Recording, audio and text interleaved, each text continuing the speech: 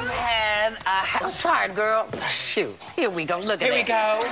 See, look, I'm gonna get all up on you. I love you, Whoopi Goldberg. Thank you, Laverne. I love you all. But can I tell you though, Whoopi, you've been a huge inspiration to me as an actor. And like 10 years ago, when I was studying with my acting mentor Susan Batson, and I was like sort of frustrated. You know, Susan? Yeah. I was sort of frustrated with like, you know, I don't look like anybody else, and she would say Whoopi didn't look like anybody else, but the talent, the intelligence, and the humor got her there. And so if Whoopi can do it, if Whoopi can do it, anybody can do it. So. Thank you. So you're having, thank you. You're having a hell of a year.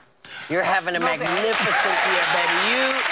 I mean, you got nominated for the Emmy. You're on the cover of Time magazine. People are actually hearing you. They're understanding what they're hearing.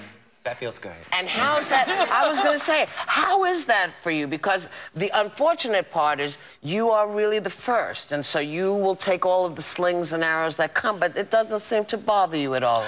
Oh, it gets to me sometimes. You know, actually, this weekend I was thinking about Sidney Poitier, and he won the Academy Award 50 years ago for Best Actor, and it was actually the year the Civil Rights Act was signed. And he says about that moment is that he didn't feel like that we had overcome as Black actors because he was the only one. And so I think that the revolution happens when it's not just me. There's more of us. I want to bring up Orange is the New Black because I think you're phenomenal, like many people do. You said this role is cathartic for you. Can you explain that a little bit?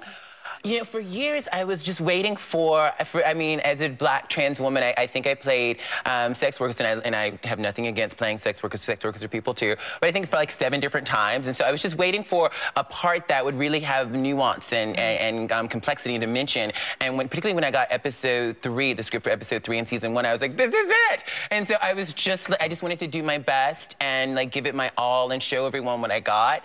And I have an Emmy nomination now.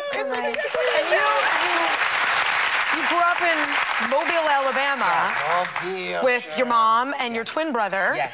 When did you start self-identifying as female, and how did your mom take that?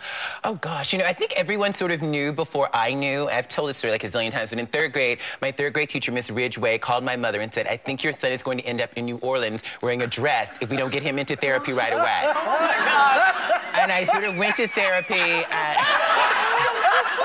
New Orleans, New Orleans, well, I'm from Mobile, so it was like New Orleans, and for me, that was like sort of presented as the worst thing ever. And so for many years, I tried not to be who I was. And it wasn't until I moved to New York and actually met trans people, and all of the misconceptions I had about people who were trans melted away just by getting to know them. And I think that can be the journey for everyone. Well, you also said that they weren't portrayed in pop culture as they were portrayed as caricatures. So how does this role change that? Well, I was being groomed by my mom to be, you know, a successful, accomplished person. We went to church every Sunday, and I was always making speeches in church, and so I didn't associate being trans with that. I hope that people out there now can begin to associate being transgender with being accomplished, with being successful, and living your dreams. Yes. Well, you know what? You are the dream.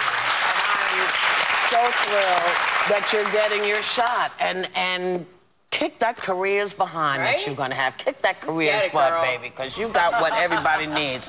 We thank and love Laverne Cox. You can watch the 2nd season of Orange is the New Black on Netflix. If you haven't seen it, do yourself a favor. Check it out. We'll be right back.